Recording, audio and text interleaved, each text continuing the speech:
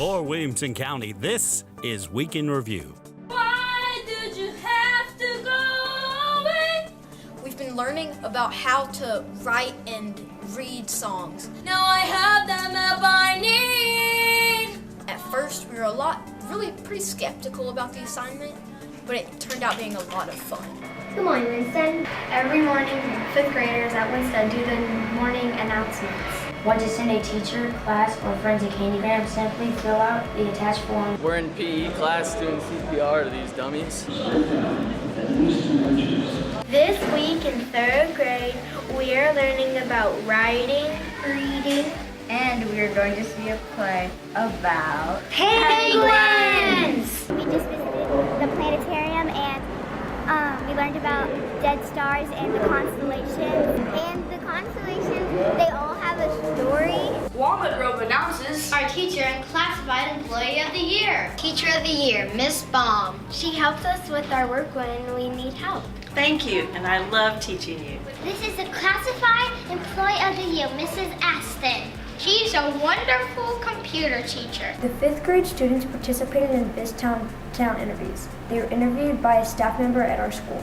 They asked the students questions based on their resume, focused on what they are a good candidate for the position. There was an FBI agent today, and he was talking to us about what to do if you are approached by a predator online, if it's going on gaming or if it's on social media like Instagram or Snapchat. He talked about if you are approached to stay away. We are seniors in economics, and we are in groups of 3 or 4, and we had to create a product and present it to entrepreneurs like we're on Shark Tank. At Clovercroft Elementary, we are using teamwork to build Colt Save the Snowman. Well, we decided to do it because we haven't had a talent show at Sup in a couple years. We have a lot of talent that we need to show off, and so we thought, why not go ahead and do it now? Plus, we needed to fundraise a little bit for our upcoming musical. Here comes Santa Claus, right up the courthouse steps. We're in Character Club and we're learning about responsibility or like not remembering. And I'm here with my 4th grade buddy. And I'm here with my 1st grade buddy. We're practicing for our Christmas concert, and we're actually going to play with the high school band. We're playing 2 pieces with them. They're like a really good level band, so it's going to be interesting, but we practice really hard and we're really ready for it, so I think it's going to be a great show. Doing an algorithm and then putting it into the Bebot. I'm writing an algorithm for my Bebot. We love Bebot! Today we're doing fractions. So Ms. Chapman put fractions on the board and we wrote them on note cards and we're drawing a number line. Today in class we set up terrariums, and what we did with the terrariums, we put 1 cup of gravel, 2 cups of soil, and then we split it into 4. We did book commercials and read to the 2nd graders at Fairview Elementary, and we said what the book was about, why we chose it, and we didn't give away the ending. I'm in Marketing 1, Miss Smith's class, and we're working on window designs, and my group's doing Legos. Today we were caroling to other classrooms to share our love of music and to prepare for our upcoming concert on December 15th. Last Christmas I gave you my heart. Making a beach scene, and this is my fairy sitting on a mushroom. This is the lunar eclipse. Solar eclipse. Yeah, solar eclipse. We just did a tongue twister to collect data to find the mean, median, mode, and then graph it. I wish I could wash my wristwatch. We were doing hieroglyphics in 6th grade social studies. This is supposed to be papyrus, and we made hieroglyphics and wrote our names. We're in Art 1 right now, and we're making mugs, and they can make their mug into whatever they want to. Some are making them into funky faces or a dog or putting wings on them. Today we're in anatomy and physiology, and we're dissecting brains. It's a sheep brain, and it's really gross and mushy, and it kind of looks like a mole. In art at Oakview Elementary School, we're working on secondary colors. I'm in Principles of Engineering, and we've created a mock-up of a catapult to create data points. I am making an ornament in art class, and it is a king ornament. I'm from Rolandale Elementary, and we're doing Lego robotics. Today at Heritage Elementary School, I had a special guest named Deputy Coyle, and she came to my classroom to read some of her books. Today we were challenged to make Santa's sleigh, and our requirements were that Santa had to fit in the sleigh and it had to hold 10 presents. Today at GMS, author Nathan Hale came and signed autographs on people's books for his series Nathan Hale's Hazardous Tales. He also did a presentation to the 6th and 7th graders about the adventures of Lewis and Clark. This week at Mill Creek, We made a 3D model of the periodic table. We each had an element, And then we did an essay about that element. and then we made a model of an element. We're studying the moon phases in science, and this is the moon, and that is the sun, and we are trying to see the moon phases around our moon ball. And we're trying to turn to see every single one of the phases. We are playing Human Hungry Hippo by reviewing for a division math test. We're part of Miss Harlan's group here at Hillsborough, where the 7th graders help the 3rd graders find good books to read. Poetry unit is a chance for students to get with a partner and present the poet's biography and answer questions regarding why they wrote the literature. We're making ice cream, and we need rocks, like tiny rocks, so we can make ice cream, and we have to shake it for 5 minutes, so Miss Kilgore puts the timer on, and when the timer goes off, we put the ice cream in the bowl, and then we eat it. This has been Week in Review. I haven't told you about these yet. Yeah, we have 5 kindergartners and 1st graders coming to the Board of Education tonight to present to the board how they're using Probots and Bbots in their classroom to learn computational thinking. Do you know how it works? I can make it go like forward, sideways, the other way, like left and right, and then I can make it go backwards. I can press go. These are very tactile. They put the robot in their hand. They can actually code using the buttons and actually see how the robots move based on how they have to think through processes.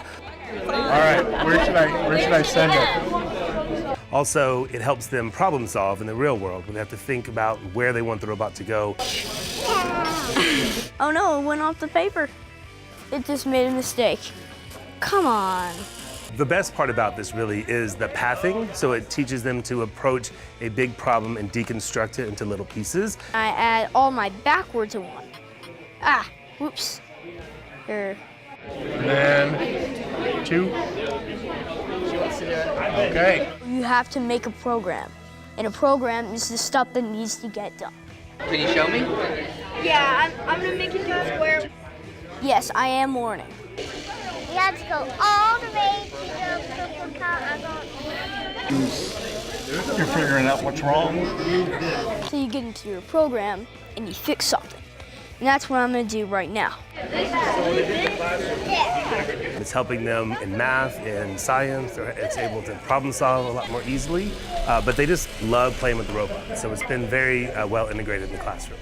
I'm learning that a program is the stuff that needs to get done. And there it goes. Better than a 4-year-old? No, not in this case. So it's completed my program and it has done it correctly. That's great. Thanks for showing me. That's awesome. Tonight is math night. Tonight we are celebrating our 6th annual Family Math Night. Our theme is called Math Around the World. So bonjour. Tonight we invite our families in to gather together and celebrate math. I know this time of year is a lot about celebration, so we're celebrating math and how real life it is and fun and interactive and just bringing us together to celebrate math. I'm most excited about just coming here and seeing how many activities there are because I've only been here about one time for math night. I'm most excited about all the times and division and activities because I just started learning them and I want to see if I can do them and get it right. In the cafeteria, we have a bunch of hands-on activities where they can learn some math games from around the world, from Africa. We have Mancala. I'm teaching a game called Knockout where it helps students practice to decompose numbers. There's a lot of strategy with it, and it's a lot of fun. They try to get the most of their color on the game board. My favorite part about math is that my teacher has all these fun games that helps you learn how to do it quicker.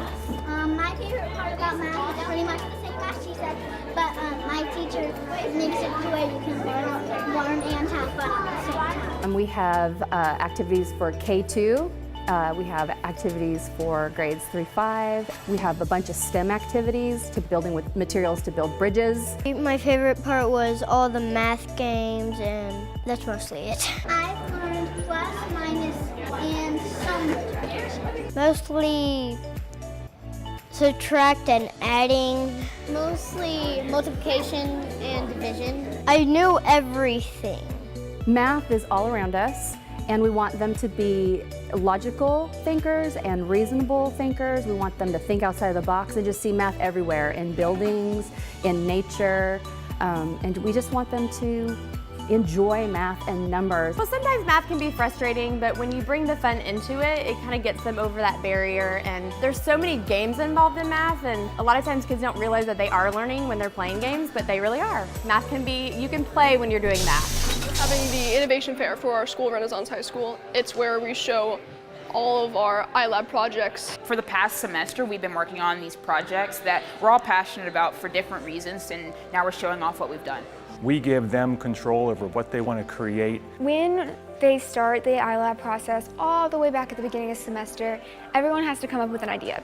I've been at other schools where we do projects that we enjoy, but nothing where we get so much creative freedom. And we'll be able to play music basically through lightning. We chose a few songs from the 20th century that we thought were significant to the culture or the time period. My idea was to create an animation that shined a light onto a certain mental health with a student suffering from that and having some sort of piece to it. Just a blog discussing different current events around our world and community. Working on a music Tesla coil. And so we spent the last semester learning about electromagnets and building models and little motors to prepare ourselves to build a Tesla coil. I just learned a lot about current events and how small things in our community are actually having a really big impact on us. These are people who have come up with ideas that they're already passionate about, which might be at home or wherever they work, but then they get to bring it to school and they get to take it to another level. It stretches our brain a lot more because we have to think a lot more creatively than we could in like a very linear style school. To give students this much creative freedom, but then also working on things that we're talking about in the classroom, I think is also making connections between things that we love and things that we should be learning about. It's a great experience because everyone gets to work on projects and work on their academics. Because if someone's in the art academy but they want to do something in the music, they still can. So it's a great opportunity for everybody to do a lot of learning. It's really important to our school because it's the thing that sets us apart from all the other schools. We always like to have like a project to do. And it takes a lot of faith in the students themselves to know that if we just turn them loose to create something that's worthwhile, they're going to step up. Just give them a chance and they'll surprise us. It's really cool to see a lot of students who are really passionate and excited about doing projects at school. Yes, a lot of. We made this.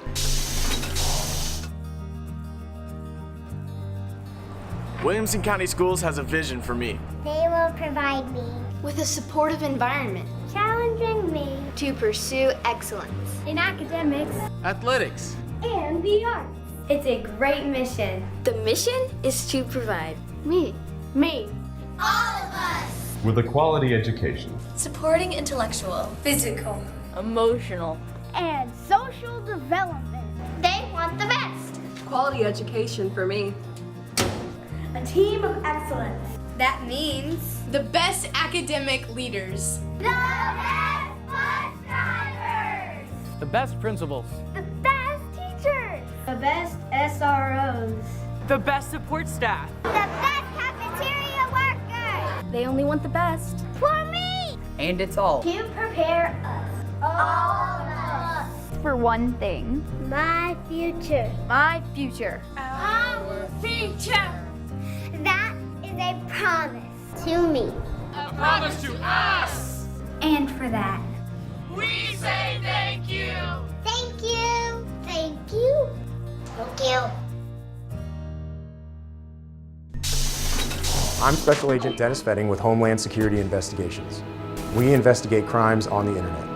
I want to keep you and your child safe from digital dangers. There are huge consequences that come along with sexting and nude and inappropriate images and videos being sent out into the community. So, of course, when these photos leak out, it's very embarrassing for children. There's a lot of bullying and harassment that goes along with these videos.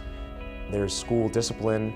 Obviously, school administrators, school resource officers, local law enforcement gets involved when the sharing and trading of nude or inappropriate images occurs in schools. But more than that is a new alarming trend that takes up a lot of our federal and state and local investigative time, and that is the trend of sextortion.